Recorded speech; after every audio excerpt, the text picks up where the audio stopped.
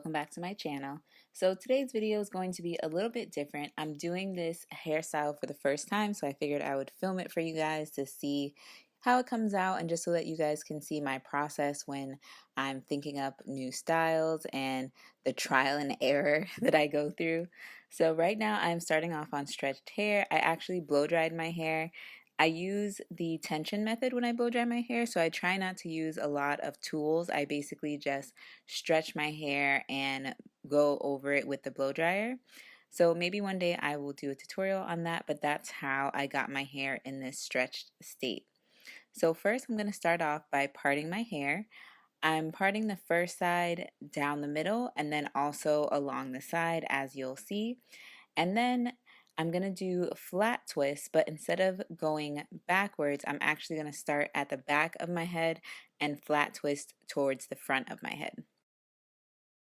So to slick down my edges, I'm using my Cantu edge control. I really do like this edge control. There's not a lot of edge controls that actually work, and I find that this is one of the better ones. Of course, it does not hold down my baby hairs, indefinitely, but it does really help to kind of lay them flat. And I'll show you later how I like to mix it with my gel, and that's how I actually get a really good long-lasting hold. So again, like I mentioned, I am flat twisting towards the front of my head. This first time, I'm actually flat twisting towards the part. And so that basically means that for this side, the right section is going over the left, if that makes sense. And as I come down the side of my head, I'm twisting towards the front of my head. So basically you can see how that twist is lying. And this is important because, as you will see, as I finish twisting this and pin it back, I'm not really happy with it. I'm kind of just like, this is okay. Let me see how it will look if I twist it in the other direction. So that's what I'm doing here. So now, instead of twisting towards that middle part, I'm twisting away from that middle part. So now as I come down the side, I'm twisting away from the front of my head. And I really did not like how that twist was laying. So I took that out and I went back to the original direction, which is twisting towards that middle part. And then once I get down to the sides of my head, I'm twisting towards my face. And I find that twisting in that direction, you could just see the definition of the twist a little bit more than twisting in the other direction. Another tip is just twisting as close to that middle part as possible, because as you see when I go to the other side, if you're far away from the middle part, it just kind of looks weird, like there's this like weird space in the middle of your head. And now I'm moving on to the second twist. So instead of twisting it down the side and along the side of my head, I'm just doing one straight part. And earlier I had braided up the back section just to keep it out of the way. Now I have to take that out just so that I can part this section a little bit better. So basically when I'm thinking of styles to do on my hair, I look through Pinterest, I look through Instagram just to get some inspiration, and then I use that inspiration to create different styles. So this style I saw on Instagram and I wanted to create something similar, but as you'll see, it's not going to come out exactly like what I had planned, but you kind of have to do a lot of trial and error and see what looks good on your head. So now that that twist is finished, I'm also going to pin that to the back of my head. As you see, I'm twisting up the twist a little bit tighter because this keeps it from unraveling. This is more of a problem when you're doing this on stretched hair. If your hair is curly, it should be able to hold the shape of the twist without unraveling.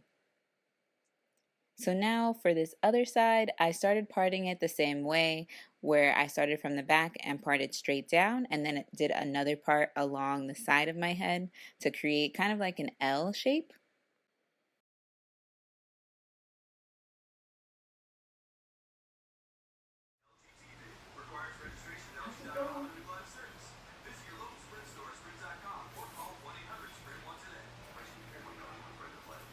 Yes. I didn't know if you were filming. I am. Look at my gray hair. Oh. Aw. The struggles of filming. Anyway, back to the style. So, as I was saying, I started off parting it this way, but as I started styling it, I wasn't really feeling it. So, as you're going to see, I started off the same way, adding some of my Cantu edge control, brushing that down, and then twisting down the section. And then you're going to see, not really feeling it, so I decided to change it up a bit. So I just didn't like how puffy it was looking on the side. So I took out that side section and just decided to do a twist straight down for that section.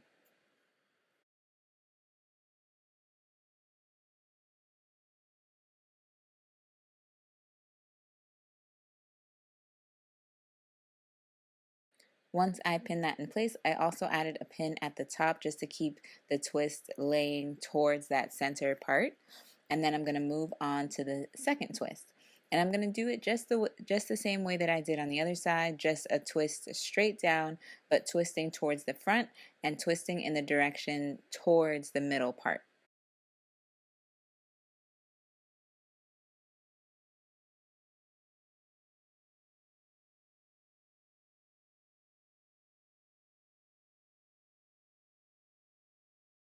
Now that I have finished twisting both sides, I'm combining all of my hair together in a side ponytail. I'm going to combine the hair and then pin down the twist.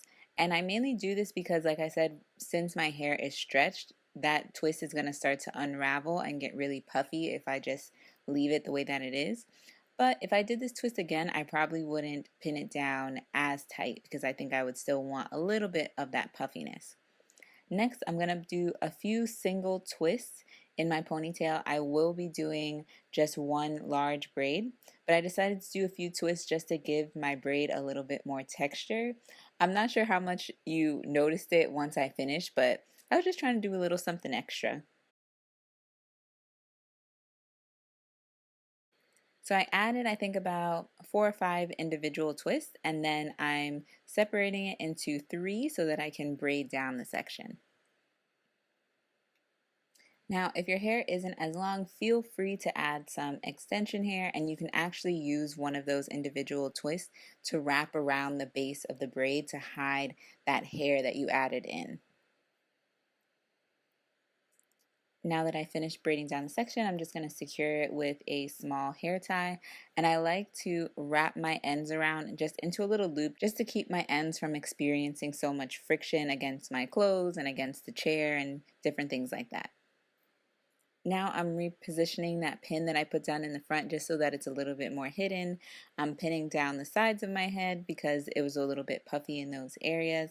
And again, I'm pinning down that second twist, which, like I said, I think next time I might let that stay a little bit more puffy because I feel like it kind of adds just more dimension to the style. But at this point, I was just like, I really don't want this to be a puffball at the end of the day, so I was pinning it down.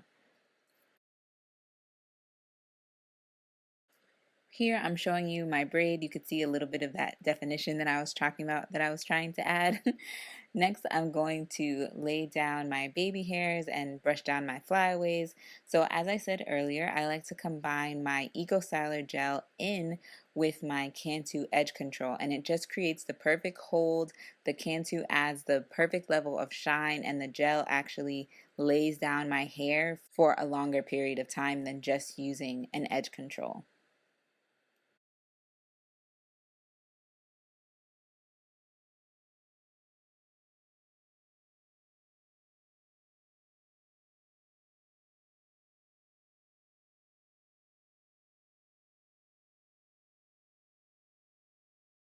Once I'm done brushing down my edges and the back of my hair, then I'm going to add my scarf.